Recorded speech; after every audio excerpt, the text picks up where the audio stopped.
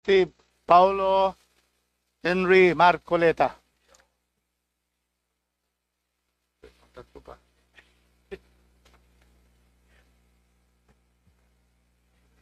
Thank you, Mr. Chair, at magandang hapon po sa mga opisyalis po ng DOJ.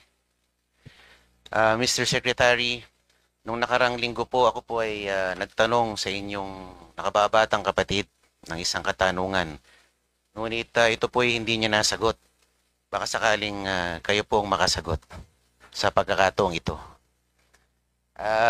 Tinanong ko po sa kanya kung magkano po ang nagugol sa pagdakip at pagpapadala sa ating dating Pangulo mula dito sa Pilipinas papuntang The Hague.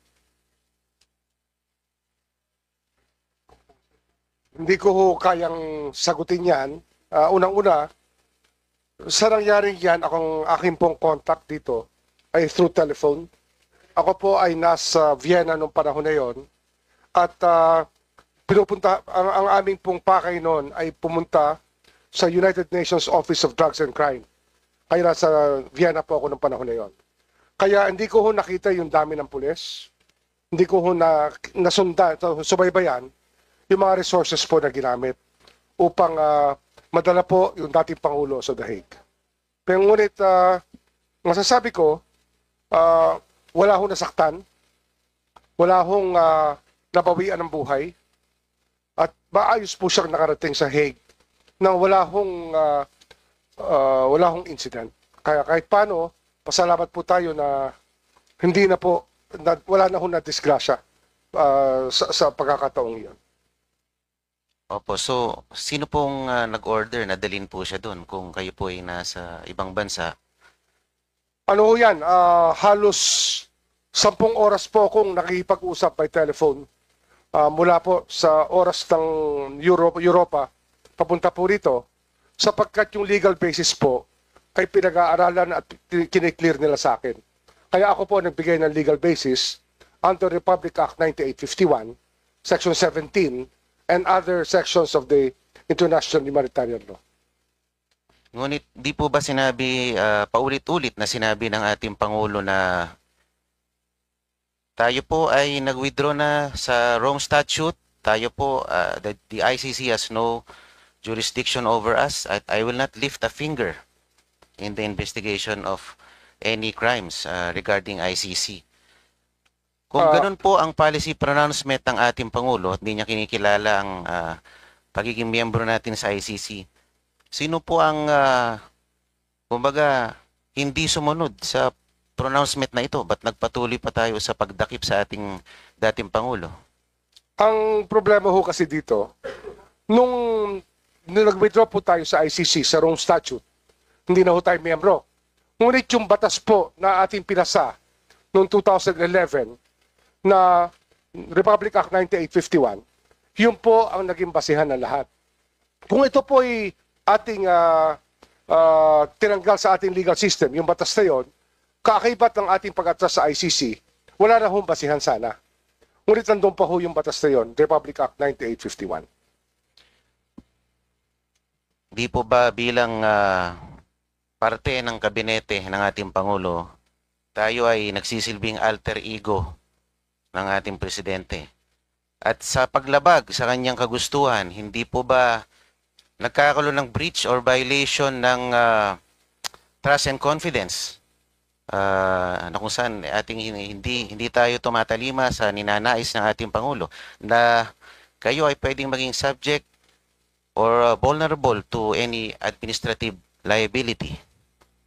Alam nyo ho, ang pagtatrabaho po sa gobyerno ay sako po yan sa marami hong desisyon na ginagawa natin sa araw-araw. At hindi ho nakataga sa bato ang lahat ng ating desisyon o kaya yung lahat ng ating paningin. Maaari po itong magbago sa pagdating ng panahon, sa bawat panahon. At marahil nagbago po ang aming pagtingin sa usaping ito nung dumating po yung pagkakataon na talagang ando na ho ang Republic Act 1951 at lahat po ng factor tinitingnan po natin sa security po ng ating bansa. Does the former president pose any security threat kahit ganun na siya katanda? Marahil yan po ay dapat tanungin natin sa NSA natin kung ano ho ang naging evaluation ng panahon na yon. Basta't sa akin po, ang aking clearance na binigay ay sa legal basis. Ang legal basis ng kanyang pagpunta sa The Hague. Yun po yung ating trabaho bilang legal counsel po ng gobyerno. So pwede po tayong tumaliwas sa kagustuhan ng presidente. Kahit tayo Hindi ay ho tayo parte ng... tumaliwas marahil ho, nagbago rin ang lahat sa ang kanyang paningin sa usapin ito. Hindi ho nga, sabi ko nga kanina, hindi ho nakataga sa bato ang lahat ng ating paningin ng panghabang buhay. Minsan nagbabago po. Yun po yung ating pagtingin dito. Ayan po. Yun po kasing mga pangyayaring ito nung dinakip ang ating dating Pangulo, it poses some questions that need to be answered. Halimbawa, what is the role of the DOJ Secretary in high-profile law enforcement operations involving political figures, including former officials? How does the DOJ ensure that such operations are impartial, conducted strictly within legal bounds, and free from political interference, or not influenced by political pressures, especially when they involve a former head of state? What is DOJ's accountability if evidence later shows that its actions were weaponized for political purposes? Kami ho, ang aming gapay dito, rule of law. Yun po yung aming mantra dito, yun po yung aming sinusunod. At yun po ang dahilan kung bakit meron po tayong Department of Justice, rule of law po, para humaayos ang lipunan natin at tahimik po. Thank you. My last question po, Mr. Chair.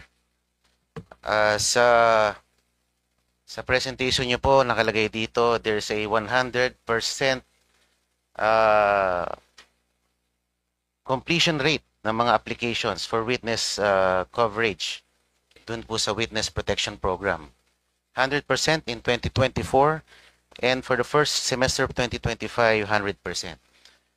Ngayon pa lang po yata kayo magkakaroon ng 99% dahil parang hindi nyo tatanggapin ang mag-asawang Diskaya sa Witness Protection Program.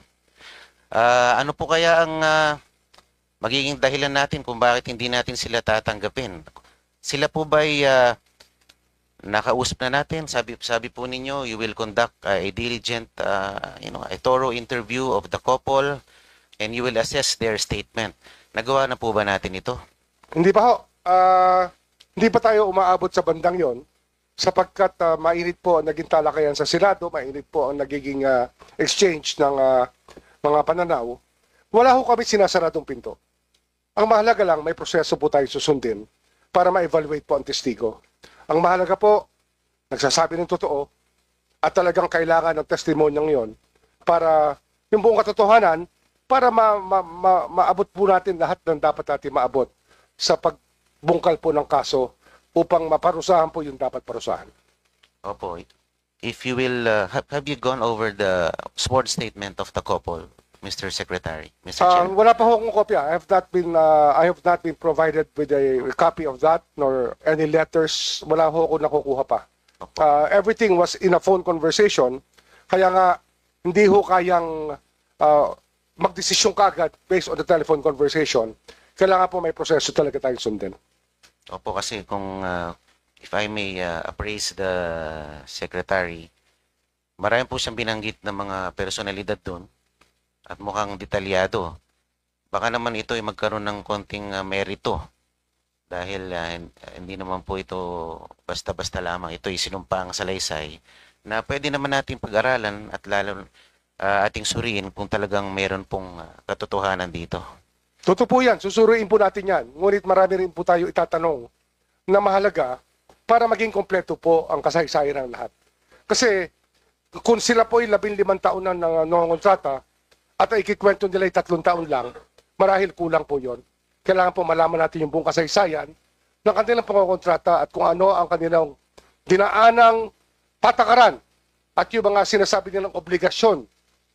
15 taon dapat mapag-aralan po natin lahat yan at sabihin nila sa atin kung ano talaga ang naganap sa mga panahon na sila ay nangongontrata mula 2007 hanggang 2025. Hindi lang po 3 taon. ngunit yung buong kasaysayan po ang ating gusto makita. Para masolve po natin itong problemang ito na bumabagabag sa ating bansa ngayon. Iyon po yung mahalaga, kung may testigo hong ganun kahaba ang kasaysayan sa pangontrata, marahil mas marami sila mabibigay sa ating mga pangalan, mga petsa, project, engineer, at kung sino po mga mambabatas, kung sino man ang nakialam sa mga kontrata, yun po yung kailangan natin malaman. Hindi lang po yung 3 taon o 2 taon na kanilang binigay sa kanilang unang sulumpang salaysay. Mr. Secretary, papayag po ba kayo if we will broaden the scope of the investigation to include the years 2007 up to 2025? Opo. Kailangan po talaga we get to the bottom of this kasi yung bansa po natin ang nakasalalay dito. Ang bigat na ho ng saloobin ng Pilipino. Kailangan po malaman nila yung kasaysayan nito. Kung kinakailangan po umabot tayo sa 1998, gawin po natin para makita ho natin kung saan tayo dapat pumunta at saan tayo paparoon. Yun po, hindi tayo matututo pag hindi natin nakita ang buong kasaysayan po at sistema na umiiral ngayon na mula po nung mga panahon na yun.